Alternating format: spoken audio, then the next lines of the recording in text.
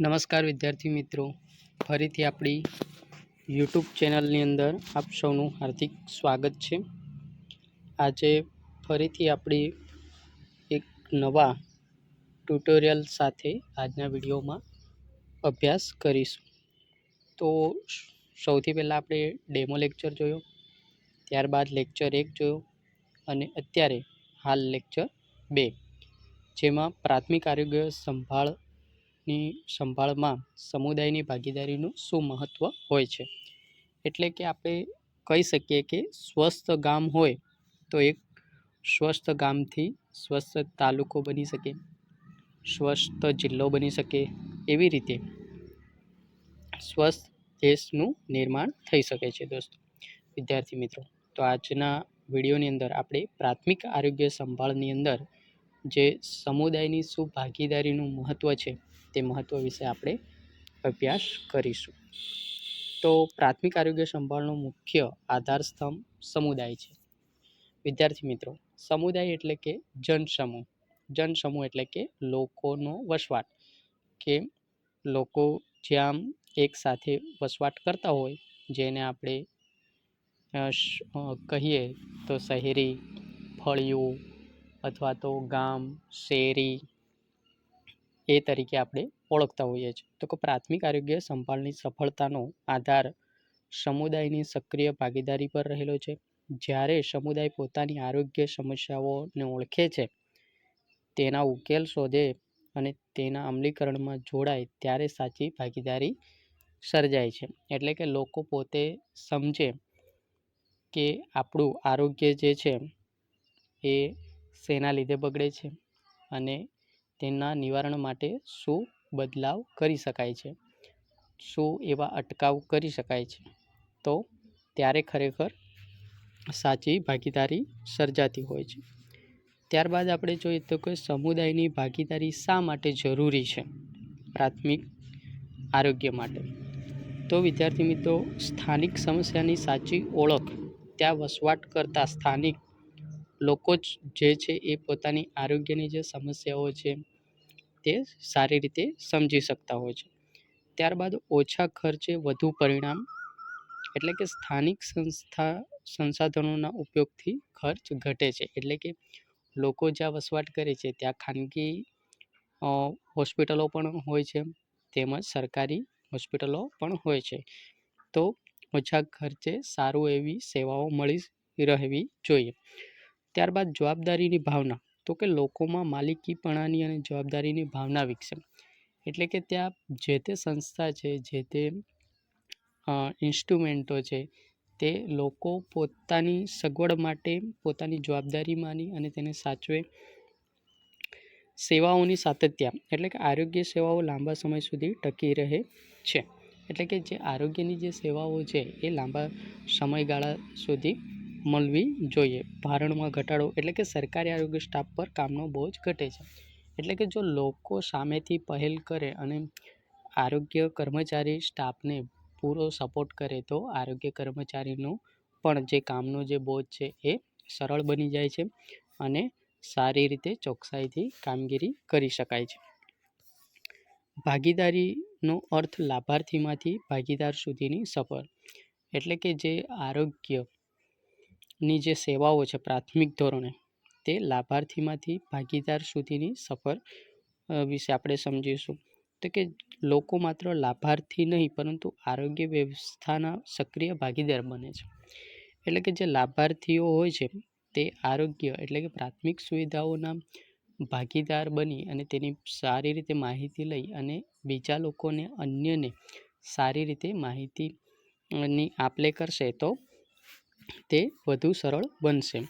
તો કે આરોગ્ય સમસ્યાઓની ઓળખ કરવી, શું શું આરોગ્યની સમસ્યાઓ છે તેના વિશે જાણવું. ત્યારબાદ પ્રાથમિકતાઓ નક્કી કરવી, તો કે જે સમસ્યાઓ છે તેને હલ કરવા માટે શું પ્રાથમિકતાઓ બનાવી શકાય છે તે નક્કી કરવી. ત્યારબાદ દેખરેખ અને મૂલ્યાંકન કરવું, એટલે કે ત્યારબાદ પછી તેનું મોનિટરિંગ કરવું, કાર્યક્રમોના અમલમાં મદદ કરવી. એટલે કે ભાગીદાર જે છે એ તમામ ક્ષેત્રોમાં આરોગ્ય કર્મચારી સાથે સંગઠન બનાવશે અને તેમની સાથે સમાનતાથી તેમને સપોર્ટ કરીને કામ કરશે તો ચોક્કસપણે આ કાર્ય સફળ નીવડશે.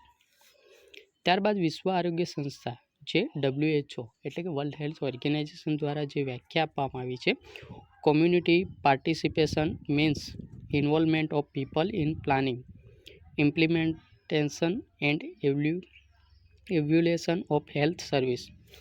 એટલે કે વિશ્વ આરોગ્ય વર્લ્ડ હેલ્થ ઓર્ગેનાઇઝેશનની જે વ્યાખ્યા છે તે કે લોકોની ભાગીદારીથી લોક સમુદાયની અંદર આરોગ્યની જે સેવાઓ છે એ સરળતાથી સહજ બની અને તમામ લોકો સુધી સરળ રીતે પહોંચી શકે છે.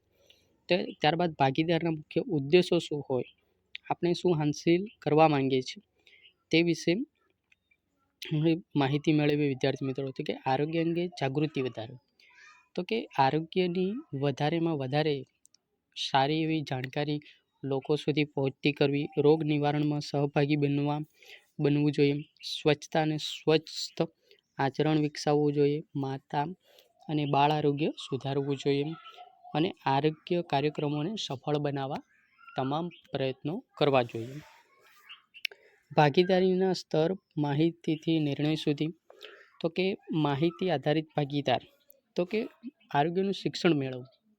સૌ પ્રથમ જે જન સમુદાયને માહિતી આપવી જોઈએ, આરોગ્ય વિશેનું શિક્ષણ આપવું જોઈએ, રસીકરણ જેવી જાણકારી પ્રાપ્ત કરવી જોઈએ, જે સંગઠનમાં જે કામ કરવા માંગે છે તે લોકોને. સલાહ આધારિત ભાગીદારી એટલે કે ગ્રામ સભાની અંદર આરોગ્ય વિષય વિશે ચર્ચાઓ કરવી જોઈએ અને જે તે સમસ્યા હોય આરોગ્ય સંબંધિત તે અંગે સૂચનો આપવા જોઈએ. ત્યારબાદ કાર્ય આધારિત ભાગીદારી એટલે કે સફાઈ અભિયાન છે, મલેરિયા નિયંત્રણ જેવી જે કામગીરીમાં સીધો સહયોગ આરોગ્ય કર્મચારીને કરવો જરૂરી છે.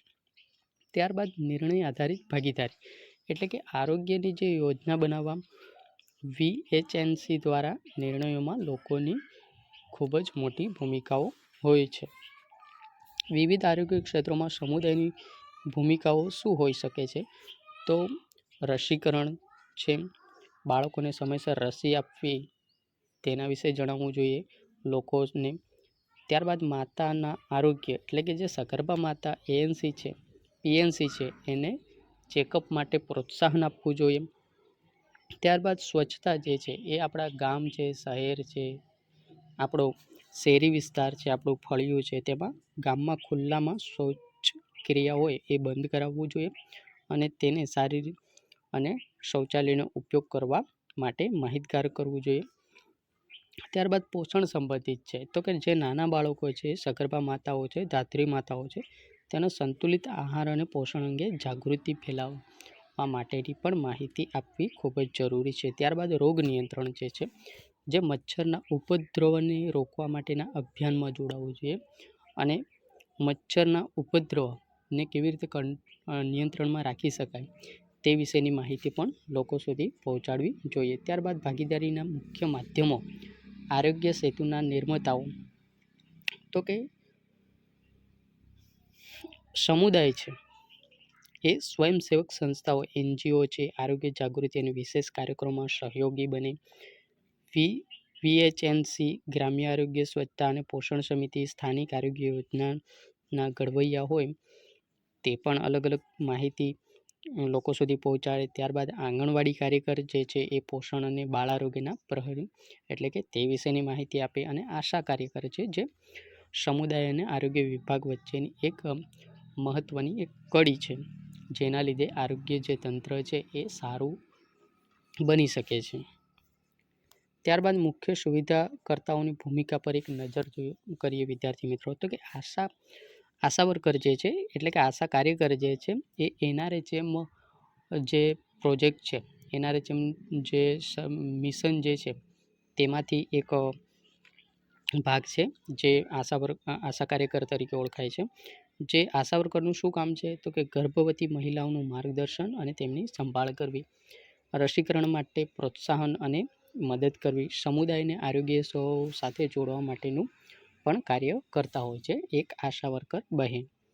ત્યારબાદ VHNSC ગ્રામ્ય સમિતિનું શું કાર્ય હોય છે, તો કે ગામ માટે સ્થાનિક આરોગ્ય યોજના બનાવવી, મળેલા નાણાકીય ભંડોળની દેખરેખ અને તેનો સારી રીતે ઉપયોગ કેવી રીતે કરી શકાય તે વિશે માહિતી આપવી. ત્યારબાદ ગામની સ્વચ્છતા અને પોષણ સ્તરનું નિરીક્ષણ કરવાનું રહેતું હોય છે. વિદ્યાર્થી મિત્રો, સમુદાય ભાગીદારીના નક્કર લાભો શું હોઈ શકે છે? જો સમુદાય ભાગીદારી કરે છે આરોગ્ય જોડે, તો આરોગ્ય સેવાઓ વધુ સારી બનશે, લોકોમાં આરોગ્ય તંત્ર પ્રત્યે વિશ્વાસ વધશે, બિનજરૂરી જે આરોગ્યના ખર્ચ થાય છે ખાનગીકરણમાં તે પણ ઘટશે, બિનજરૂરી આરોગ્ય ખર્ચ જે છે તેની અંદર ઘટાડો થશે, રોગોનું નિદાન અને નિવારણ વહેલું શક્ય બને છે. એક સ્વસ્થ અને આત્મનિર્ભર સમાજની રચના થાય છે. એટલે કે આપણું જે ગામ છે, વિસ્તાર છે, શહેર છે, ત્યાં સોસાયટી છે, ત્યાં આવી ટેકનિકો અપનાવીશું તો સ્વચ્છ એટલે કે સારું એવું તમને રિઝલ્ટ મળશે. ત્યારબાદ ભાગીદારીના માર્ગમાં આવતા પડકારો વિશે જોઈએ તો આની અંદર શું થાય છે તો કે સૌથી પહેલાં તો અજ્ઞાનતા અને શિક્ષણનો અભાવ છે. લોક સમુદાયની અંદર અજ્ઞાનતા અને શિક્ષણનો અભાવ છે આરોગ્ય વિશે. ત્યારબાદ ઘણા વિસ્તારમાં અધશ્રદ્ધા અને ખોટી માન્યતાઓ પર હજી પણ લોકો વિશ્વાસ રાખતા હોય છે. ગરીબી અને આર્થિક મજબૂરીઓનો પણ સામનો કરવો પડતો હોય છે. ત્યારબાદ આરોગ્ય કાર્યકરો અને સમુદાય વચ્ચે ઘણી બધી વખતે તાલીમનો ઘણો મોટો અભાવ પણ જોવા મળે છે. જેમ કે ઘણા લોકો ડિપ્લોમા સેનિટરી ઇન્સ્પેક્ટરનો કોર્સ કરશે, એ એક્સ તરીકે કરશે અને પરીક્ષા આપી એ કોઈપણ પ્રકારનું ફિલ્ડ વર્ક પ્રેક્ટિકલ કર્યા વિના તમે કોર્સ મેળવી લો છો, પણ જ્યારે તમારે ખરેખર કામગીરી કરવાની હોય છે ત્યારે તમને કશું કામગીરીની એટલી આવડત ન હોવાથી તમે પોતાના વિસ્તારમાં સારી એવી સેવાઓ આપી શકતા નથી. આ એક મહત્ત્વનો મુદ્દો છે દોસ્તો. એટલે કોઈપણ કોર્સ દિલથી કરો અને રેગ્યુલર કરો, જેથી કરી જ્યારે પણ આપણે સેવા આપવાની તક મળે છે ત્યારે આપણે સારી રીતે લોકોને આપણી આવડત પ્રમાણે આપણે સારી એવી સેવા આપી શકીએ છીએ. ત્યારબાદ આરોગ્ય કર્મચારીઓની અપૂરતી સંખ્યા. ઘણા બધા વિસ્તારમાં આરોગ્ય કર્મચારીઓની જે સંખ્યા છે એ ઘટતી હોય છે, જેના લીધે પણ આરોગ્ય સેવાઓ બરાબર તે વિસ્તારમાં અથવા તો તે ગામ અથવા શહેરમાં મળી શકતી નથી. ત્યારબાદ પડકારોની તકમાં કેવી રીતે ફેરવવા, તો કે જે પડકારો આવે છે, જે સમસ્યાઓ છે, તેને સારી રીતે તકમાં કેવી રીતે ફેરવાય, તો કે સતત અને સરળ ભાષામાં આરોગ્યનું શિક્ષણ આપવું જોઈએ, મહિલાઓની ભાગીદારીને વિશેષ પ્રોત્સાહન આપવું જોઈએ. ત્યારબાદ પારદર્શક સંવાદ અને પ્રતિસાદ માટે એક મંચ પૂરું પાડવું જોઈએ અને સ્થાનિક જે નેતાઓ છે, સભ્યો છે, કોઈ પણ કાર્યકર્તાઓ છે, તેમને આગેવાનોને સામેલ કરવા જોઈએ આવા આરોગ્ય વિશેની બાબતોમાં. ત્યારબાદ યુવાનોને સ્વયંસેવક તરીકે જોડીને એક નવી ઉર્જા, એક નવો લક્ષ્ય, નવો ધ્યેય કરી અને સારું એવું આરોગ્યની વ્યવસ્થામાં સુધારો લાવી શકાય છે. સમુદાયની ભાગીદારી વિના પ્રાથમિક આરોગ્ય સંભાળ અધૂરી છે દોસ્તો.